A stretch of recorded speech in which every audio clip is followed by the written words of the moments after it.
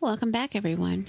Um, as you know, me and Brian decided to do a podcast for men's mental health awareness.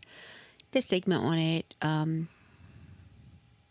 how people may feel, stuff like that. So we're going through his story, what he's gone through, how he's handled it, the pros, the cons, and everything.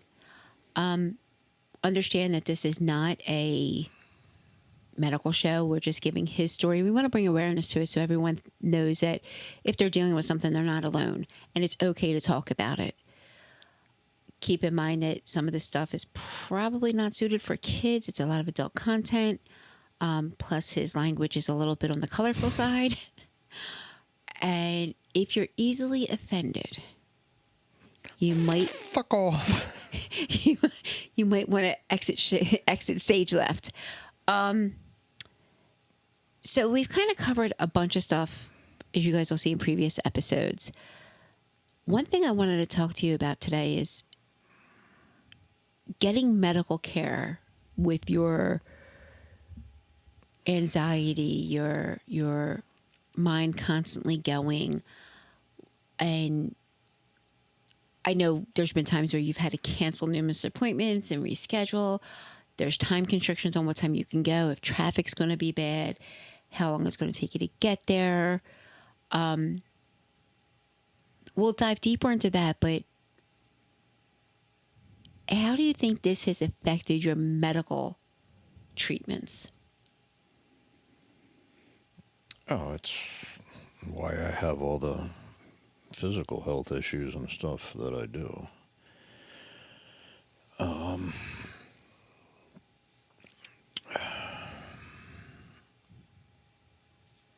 With having that small zone of where I can, can and can't go, as far as traveling, limits what doctors I can see and how good a care I can get. But I'm talking even doctor's appointments that you've been to, still struggling to get to those appointments. Yeah, I mean, sometimes I walk right in and there's not a second thought about it, and then there's other times where I'm on my way and I turn around and go back home and have to cancel the appointment. There's no rhyme or reason to it. It's just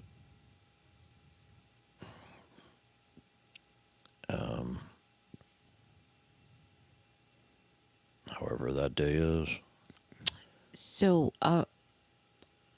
we've talked about different things that the endoscopy was one of them where you didn't think you'd make it through. We left and we actually went back. But most not caregivers, let me backtrack there. Most doctor's offices, do they understand?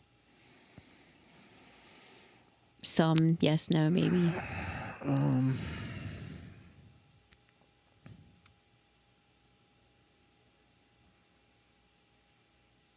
I don't know, to be honest with you.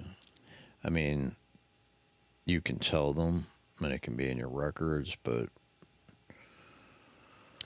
whether that's going to make a difference on how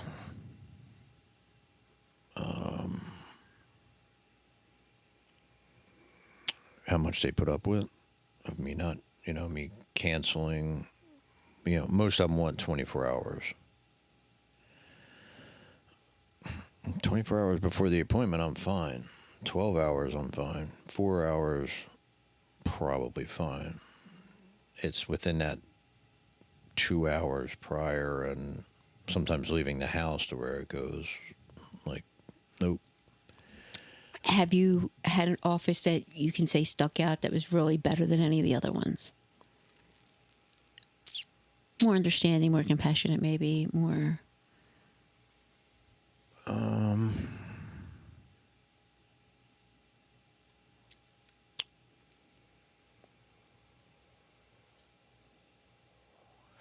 They don't say anything to me, so, like, well, they're okay. So I was going to switch with an eye doctor, Okay.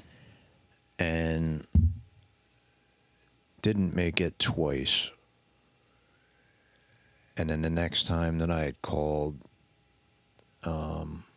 Now, both of those I'm pretty sure were canceled a decent amount of time. And I did get charged for the no-show. Paid it. I get it. I don't have a problem with it. Like, charge me for every no-show. I mean, it's not going to be like, oh, you're hitting my wallet, I'm going to show up. That's not how it works. I'm not doing it because I have, just for the sake of not showing up. So a penalty is not going to change anything. But I do understand that they had that appointment and, they could have had somebody else in there. And I'm fine with that. But this one took an attitude with me and blew it out of proportion. Like, this is like the third or fourth appointment you've done it with. So the next time will be the last. And I'm like, well, actually it was two, and don't worry about it. I won't make another appointment. So you can just take my information out. And that was that. So I'll just stick with, again, the eye doctor's out further. It's actually the same one as the hematologist. It's out a little further. It's more of a pain in the ass to get out there during certain hours, especially, rush hour in the morning. So, I mean, that's happened.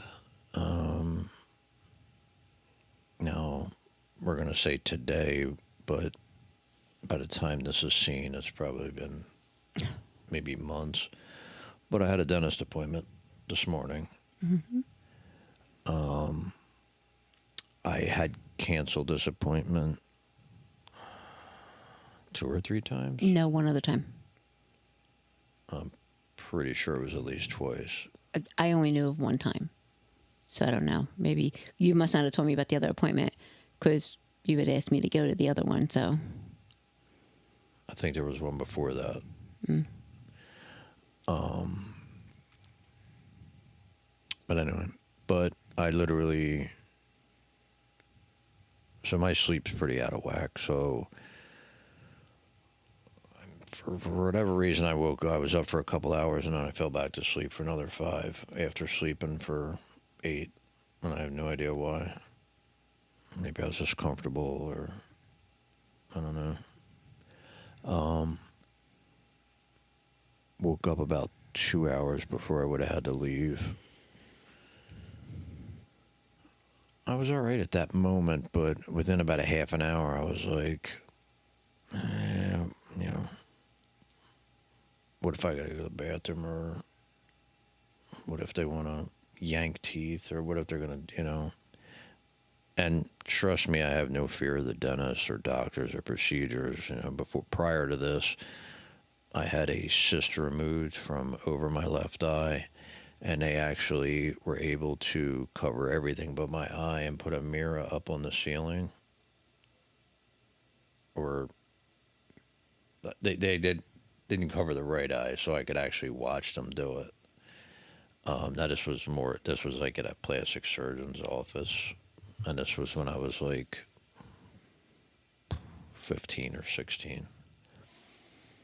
So I actually used to watch that stuff and, get stitches or take the stitches out myself and stuff like that. So that kind of stuff didn't bother me. It's just that being trapped. It just all goes back to that. So it was like, well, if I got 28 cavities, I'm going to be there all day, and I'm going to be stuck and I can't leave. And, so I actually called them at, I think, 7. To cancel the appointment? Yeah, I left. Now they're not there, but I left a message, and word for word was, I gave them all my, biographical information that they make the appointments by, and then I said, I have panic disorder and agoraphobia. If you could not give up on me just yet and give me, it might take me a couple more tries, but I'll get there. And then about 7:30. I don't know what changed. I had taken medication, but there was no way it kicked in at that point. It was only medication I took at 7, so It didn't. It's not like it kicked in and I suddenly got a calming effect. Because first of all, if I'm already amped up because of that, or the anxiety or the panic, whatever, the medication, which is Xanax, it doesn't kick in that quick. It takes a couple hours at this point. But for some reason, I just decided that, I need to get this done and over with already, because the last time I was at the dentist, which was about 3 years ago, I supposedly had like 3 cavities on one side. I needed like 4 root canals or extractions, and actually had gone and gotten three of the teeth, or 2 of the teeth extracted. Besides the wisdom tooth, I don't count that one. But so I was kind of worried about that, because I was like 3 years later, like, this shit's got to be really bad by now. And I'm going to be there for who knows how long. But I don't know what happened. Either I got self-healing teeth or something, because he was like, you got one small cavity over where you're saying you needed a root canal, and he goes, I just have to drill out that filling that was there, the tiny little cavity. And he goes, come back Tuesday for a cleaning and you're done. Come back every 6 months and we're good. So either that other dentist from 3 years ago. Okay, that's either here nor there. Like, how did you feel with the practice, though? How were they? Oh, they were great. I think they had heard the message, so I think, I wasn't trying to make anybody feel bad or anything. It was just like, I've had offices before that just kind of, I don't want to say gave up, but just didn't want to deal with that, which I get. I don't. They're in the medical field. I mean, not everything is going to line up the way it should. But when I got there, they were the first, the lady at the desk was like, glad you can make it. And just fill this stuff out. Got me back there pretty quick. The dentist, he was like, is there anything you need from me? Which you rarely hear that from a doctor. So did that put you at ease a little? Like, okay, so they're going to listen to me if I'm having a problem, then... Yeah, it did. I mean, it helped a lot, because I guess I felt that he understood that if I need to get up and leave, I'm getting up and leaving, and he's not going to be pissed off about it, or I don't have to feel weird about it. Right. So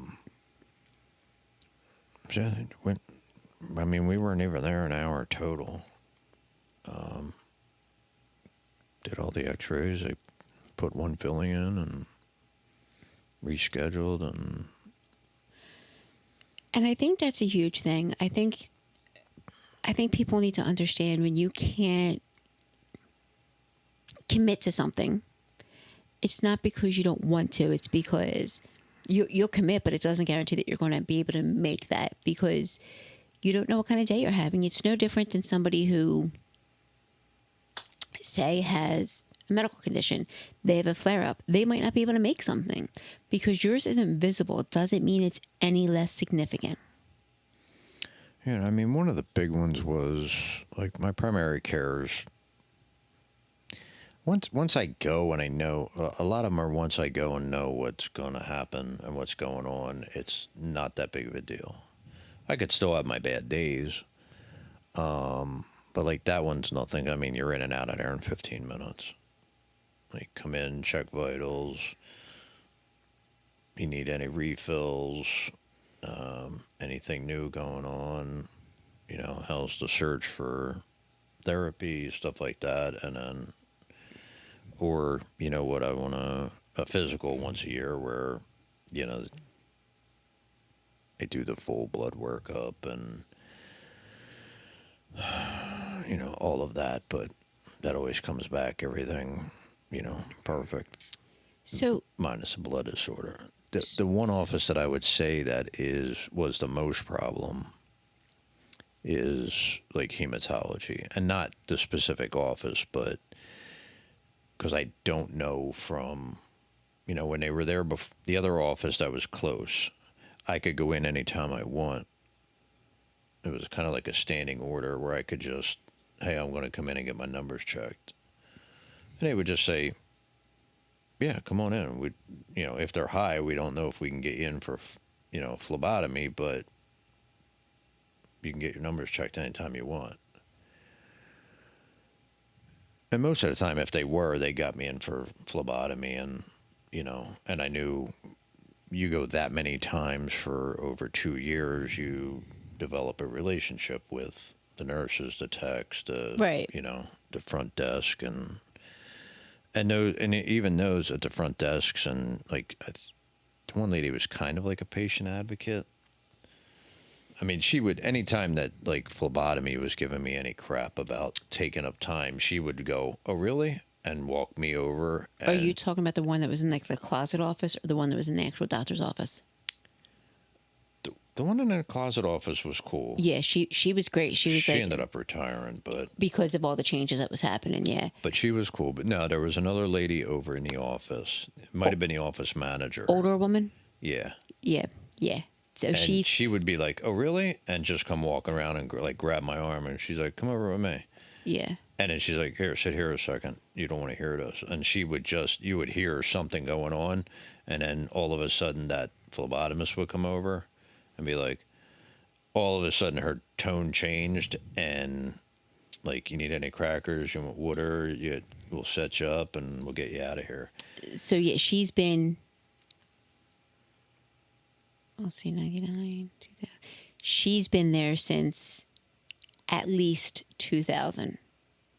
Yeah, she was. You could tell that she was somebody who didn't take shit from anybody, and She's a huge patient advocate. She's Yeah. very big with, because I went to the same hematologist as you did. So, but she was very big on what can we do for you. Now, keep in mind, the hematologist you saw, even the one that you're seeing now, they're hematologist oncologist. So a lot of their patients are going through hell on a daily basis. And for someone to sit there and go, well, it's not convenient. I'm sorry, my illness isn't convenient to you, but it's not convenient to me either. So yeah, I mean, and I think that's it. I think specialist office need to be more compassionate with people that, as you put, aren't normal. I hate that saying, but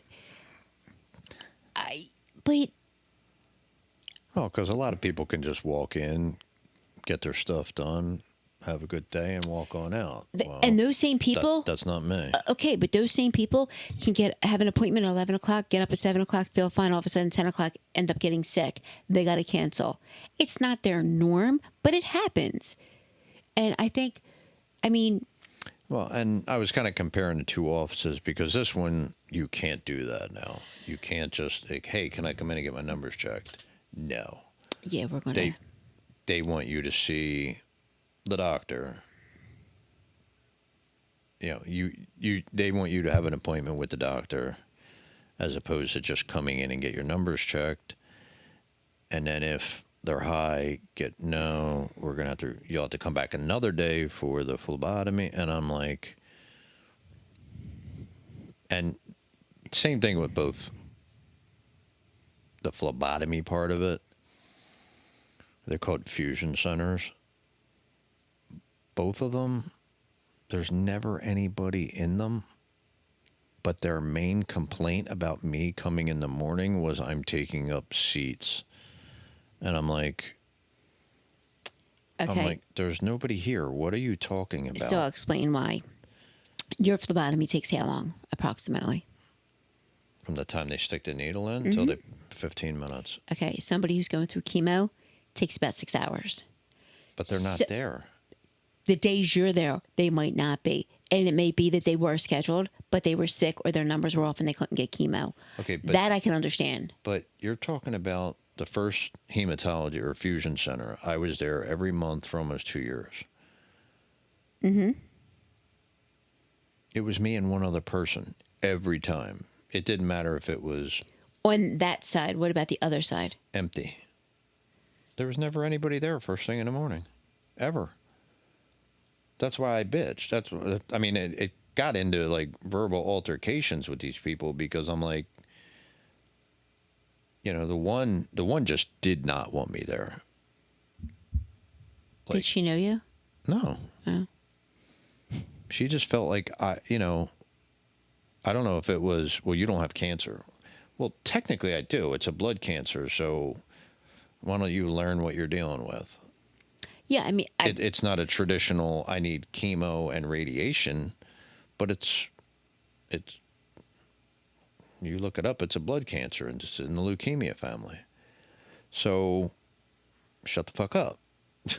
but I mean, I get. And it literally took your doctor to make a phone call because his name was on the building and basically told them, this is what you're going to do. And that's that. And then there was never, and then everybody was sweet as pie. And literally, when I say everybody, her, because I never had a problem with anybody else. The other two infusion nurses or people, Nurses. they were great. She was the one that was like,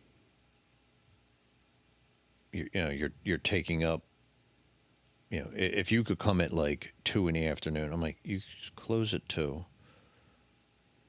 Like, you're not even here. I'm like, I can't help that I work third shift and I'm asleep. Yeah, I mean, I can understand if they were busy because, yes, chemo, like you said, yours is maybe 15 minutes. Chemo is usually And 6 hours. Now, I would be there almost an hour, but that's because it took them a half an hour to get the orders to do the thing. And then it took 15 minutes to register. And then it took to do that. And then you had to sit and wait 2 minutes. Well, I could have sat and wait somewhere else while they did. And I guess it was just ridiculous. I guess what they could have done is the days that you were seeing the doctor, schedule you for phlebotomy, and if you didn't need it, just put your name out. But you popping up, yeah, I didn't. They could have had a standing order put in. I don't know why they didn't do that. Yeah, and the most of the time, that was in the very beginning. I was getting phlebotomy every time, so, and that's when the biggest problem was. But then when it went to just anytime if you're feeling symptoms or whatever, or it's been a little while, come in and get your numbers done. Now, this office, they wanted to where you see the doctor, see what the numbers are, then we have to get it approved. Like, I've only had phlebotomy done there once. I don't know what they have to get approved because it's through the insurance. Yeah, they don't have to. I know what they're saying to you, but I sat there for a half an hour while they dicked around. Yeah. And then went, oh, we got it approved. And I'm like, well, I've only been getting it for 4 freaking years. Like, what? Why are they all of a sudden going to say, no, he's just going to have to live with it? So it's ironic because we have the same insurance. And we hear all the time, it takes forever for this to be done. This takes forever for that to be done. Not if they do it correctly. Well, I went last Thursday for a doctor's appointment. Monday, they put a prior auth in for a procedure, which would be free. It's a 3-part procedure. I got the letter from the insurance company today that it was approved, which means they would have been notified on Tuesday that it was approved. So when people sit there and say, and it cracks me up, and I guess I know a little bit more because I've worked in the medical field for so long. But like you're taking them for their word. It's going to take however long to get this approved, so have a seat. And you're waiting 30 minutes, which at that point, I'm assuming you're probably legs are starting to shake a little. Yeah, it's like I'm already uncomfortable because it's the first time I'm there. And then this may sound weird. I was used to the flex needles, the flexible needles that they would use or whatever. Heplock, yeah. Well, they use straight needles. So she's like, don't bend your arm. So now it's like, okay. So it's like, I got to make sure I don't bend my arm so I don't shove the needle through my vein or something. So I'm like, I'm like, do you have the flex ones? She goes, we don't use them because these are faster. And I'm like, she's like, how fast did your blood? I'm like, 10, 15 minutes. And she's like, we don't like it to go that fast.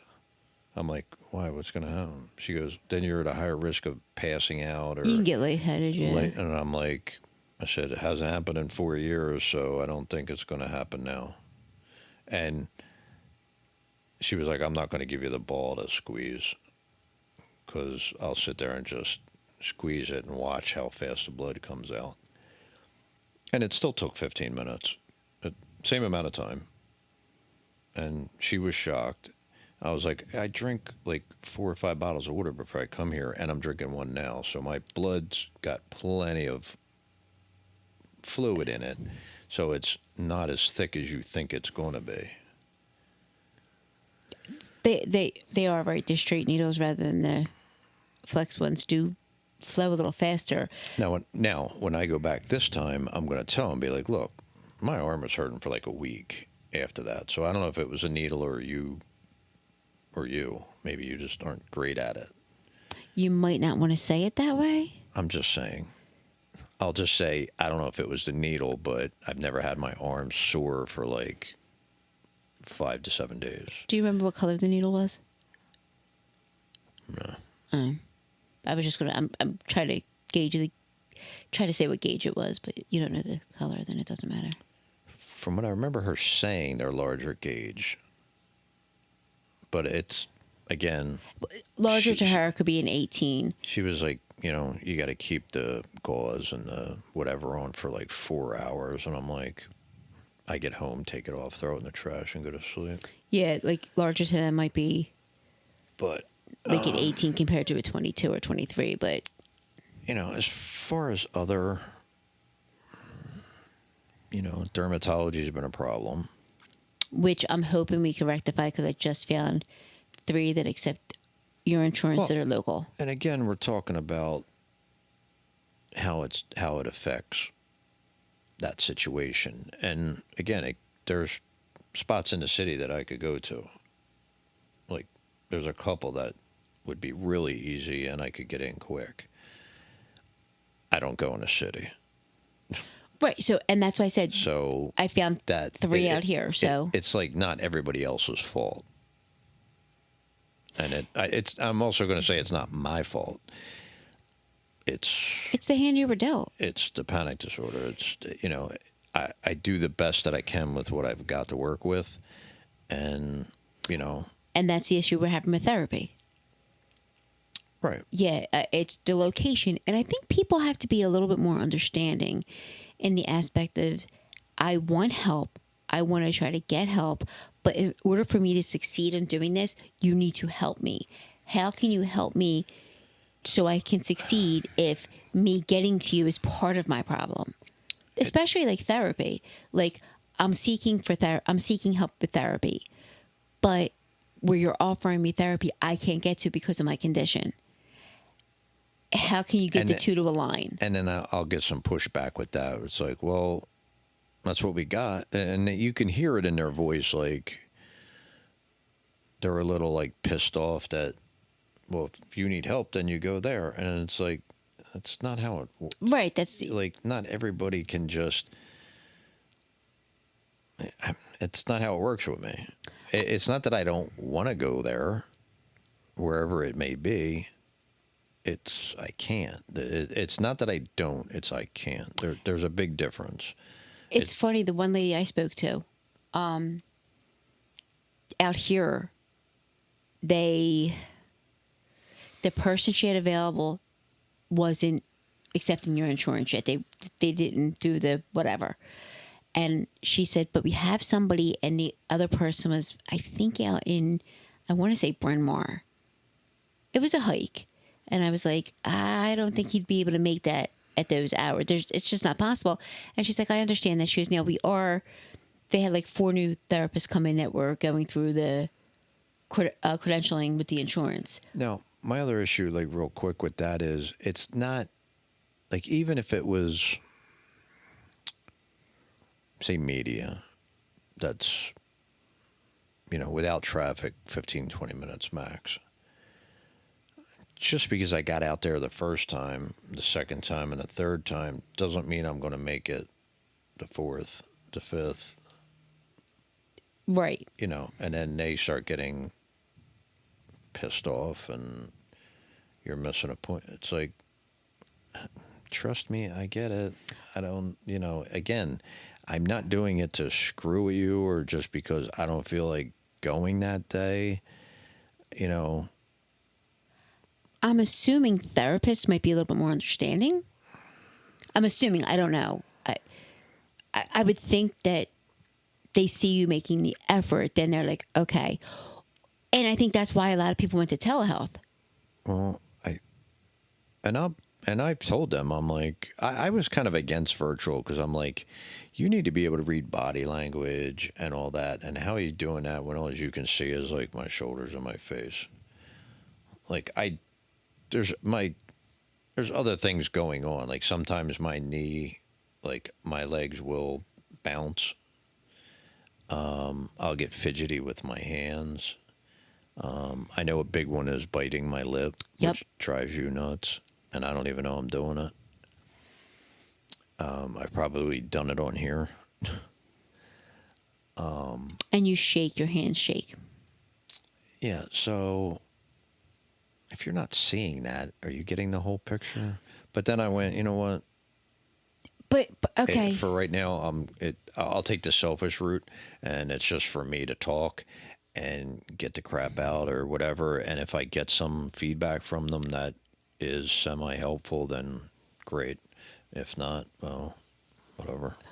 Okay. But sometimes those tell signs that you're saying could be typical of somebody that doesn't really necessarily mean anything to a therapist. So I know people that'll sit there and play with their hair. They could be having a blast and they just play with it. It's just something they do. So just because a therapist sees you going like this, does that mean that you're anxious? Maybe not. It might just be something that you do. So maybe that's why they're saying the teletherapy or the virtual works, because maybe it's how you're describing things, or if Well, I mean, it's I think it's both. Yeah, I mean, I don't think it's much different than being in the office. Yeah, I did the telehealth with the one.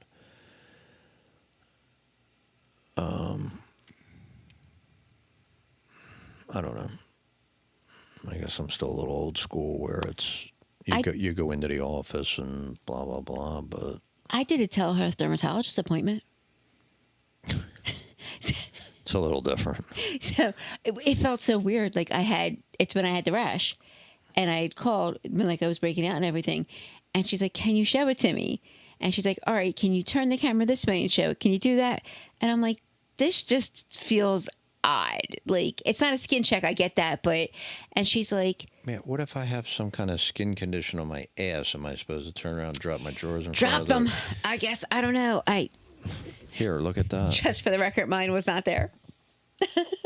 But I don't know. I felt a little odd about it, but I don't know. I mean, I've done other virtual appointments and they didn't bother me. If it works, it works. And if it can get you in sooner, then that's more the power. Yeah, I mean, I'm not against. I'm not against it. At this point, they want to email back and forth. I don't think that'll work. I mean, it's... Yes, I feel great today. Today's a great day. I don't think that'll work. First of all, the typing would be like this. I feel okay. Well, yeah, if they want me to... I'll be hitting the little microphone button and... And you'll get back because it doesn't pick up everything correctly. Yeah, the way I talk, which I'm sure most people in here can hear it, it's very low, and I don't, I tend to mumble sometimes. All the time. But yeah, I mean, it's... Move your hand away from office to office is...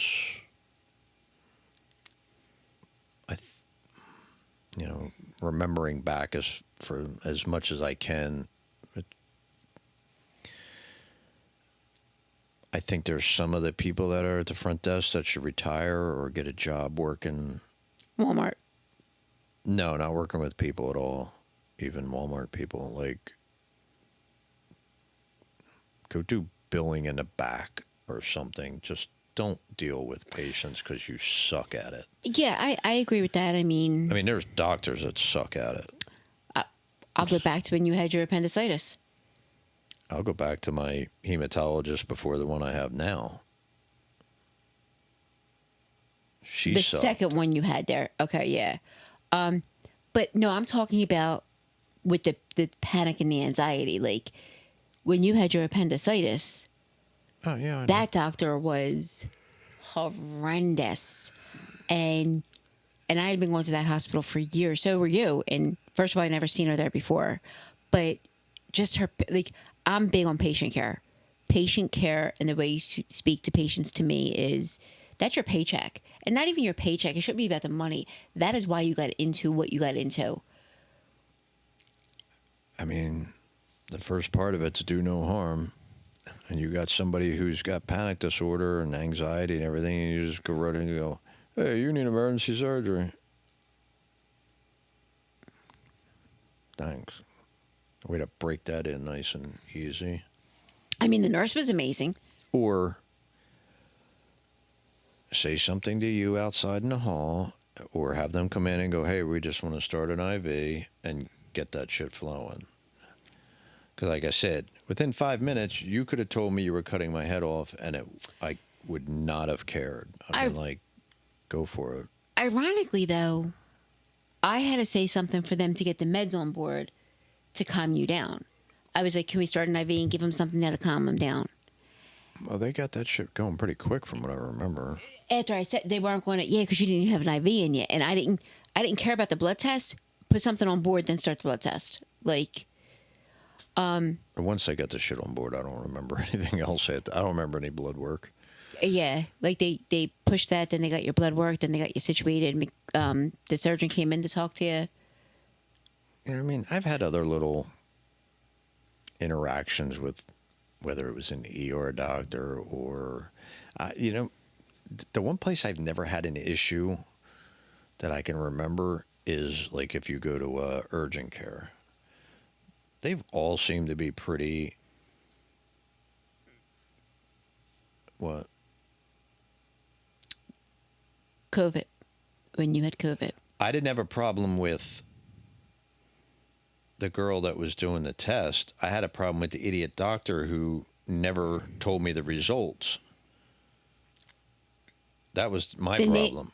Okay, back up a little. His memory is a little foggy. The nasal swab you didn't have a problem with. When she tried to culture your throat, Right. you had a problem. But that wasn't her fault. No, I got a but horrible gag reflex. I get that. But she's like, again, and you're like, Okay, just for context, if you don't get it on the first try, you're not getting it. Because as soon as that thing starts to come near my face, I'll start to gag. I get that. But protocol is we try twice.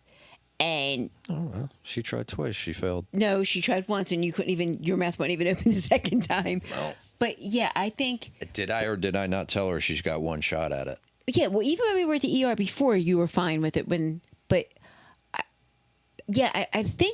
I think But- urgent care is a lot, like, they're more. But all the other doctors, the only problem I had with them is they didn't call and tell me what the result was. And then when I started to go at him, he's like, we don't have to by law. And I'm like, well, what was the fucking point of taking the test if you weren't going to tell me the results? Jerk off. Wait a second. That was when I had COVID.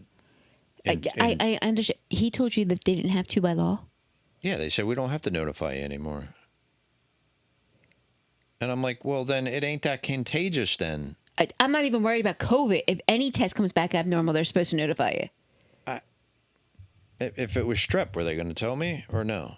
Yeah, that's what I mean. I don't, unless he's saying that they couldn't differentiate if you had it actively or if your antibodies were back. No, he said you tested positive for COVID. And it was the razor throat strain or whatever the hell that thing was called. That's right. They did a culture on you. They didn't do a blood test. Because, like, a blood test just shows that you have antibodies, not that it's active. Yeah.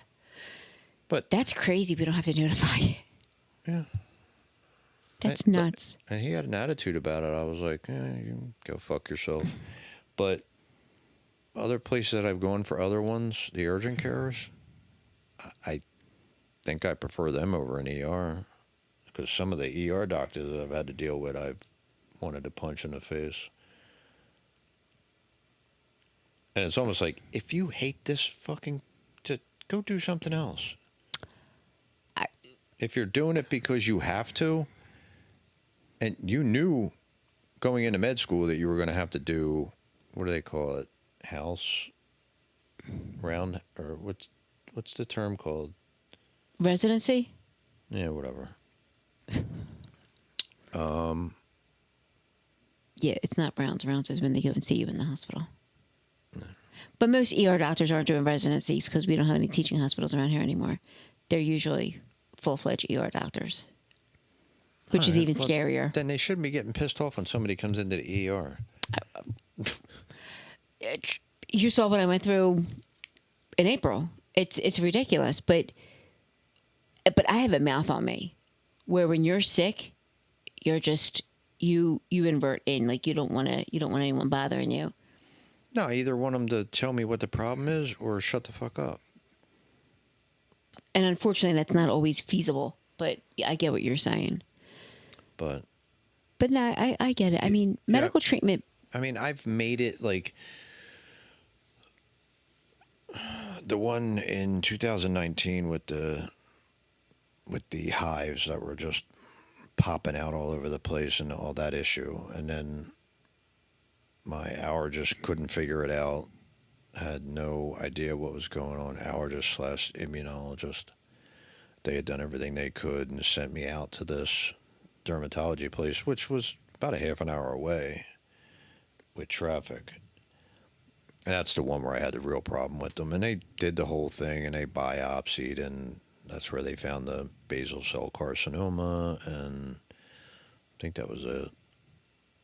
And they found nothing else, but both of those doctors, like, as far as I was concerned, should have their license yanked. Like, if you're going to talk to somebody like that and you're going to have an attitude because they can't do something, again, and I found out later this place is more about cosmetic than it is anything else. So,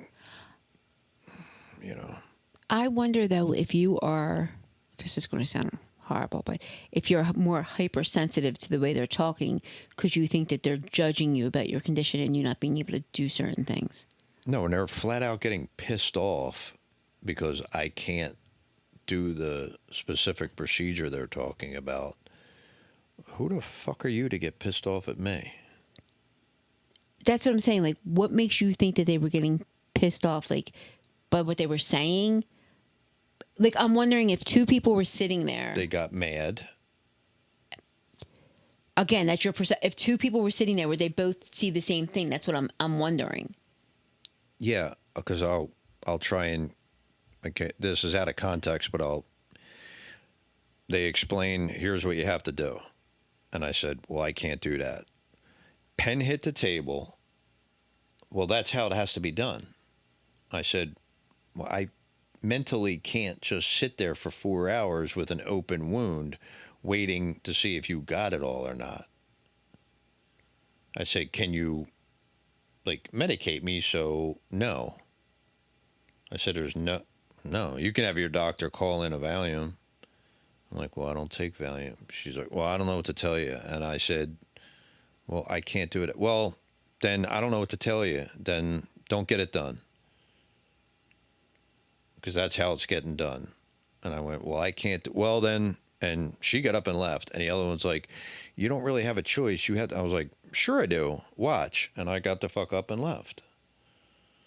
It's like, you're not going to talk to me like that. Who the fuck are you? I don't care how many letters are behind your fucking name. You're not talking to me like that. And you both can go fuck yourself. I understand that. Did you ask to speak to anyone else in the practice? A week later, because I was still having an issue, went back and saw a guy that was just there filling in. Or maybe they didn't want to deal with it. I don't know. And he had biopsied, I think, like my left arm or something, like underarm or something, trying to like scraped it, trying to find What was causing the hives? what was going on, and sent it out. And he was the one who said, "Well, we could just, if you can come up here every month, we can just keep." The biopsy is more of like this, like thin razor blade kind of piece that like shaves like a slice of cheese off. But by then I had already like checked out, didn't care, and then all the other stuff had happened, and then it just went away. So I just, you know, Was he older than the two girls that you talked to? yeah. It's so. Yes, typically most procedures that is how it works. And I don't know why. I do know dermatologists that will. So say if the area is this big, they'll go around it, send it out for the margins, but they don't keep you there. They have to make sure, and I understand that you have to make sure that you got it all. There could be stuff that they can't see with the things that they put on their eyes, Right. and you know they can't see that, so they have to make sure that everything around it is healthy skin or tissue. I get it, but you're going to have to put me out. I'm not going to be able to just go sit somewhere with packing. Well, that's why I said there's some offices that if it's this big, they'll go around, and usually depth wise, they usually get it. It's usually the surface around. And that's the other thing. Was some of it me thinking, okay, they're going this deep, and I'm going to have this gaping hole in my leg, and it probably wasn't it. It was probably like scooping it out. And They usually go. It usually goes more rounder than deeper. right. Yeah. It was probably more that than it was.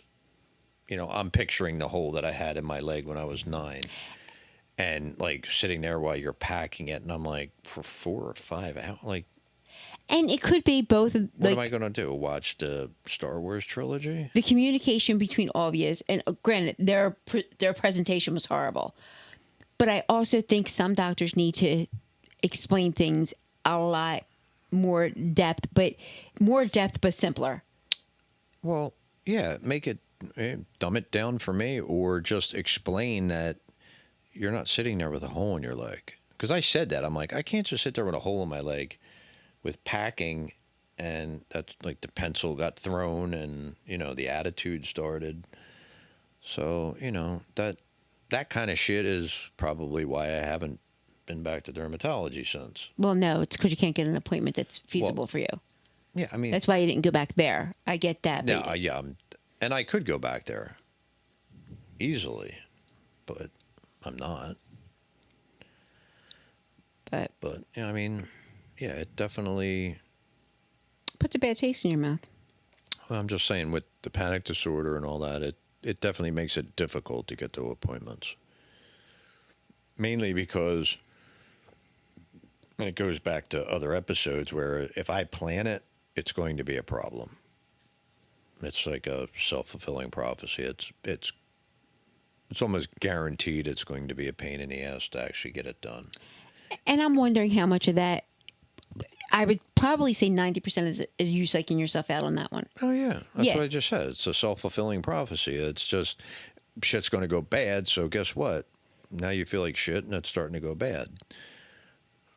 But that's, again, that's part of it, and that's how my mind works. No matter how much I go, you're going to be fine. You're great. Everything's good. You're like, no, that's 10%. The other 90 goes, this is going to be one of the worst days ever. So it's like, You just have to figure out how to balance those out. if somebody can do that, I'd be fine. All right, so I think we're going to end that here. Our next episode, what should we cover our next episode? There's plenty. We'll pick a topic. Until then, have a great night, guys.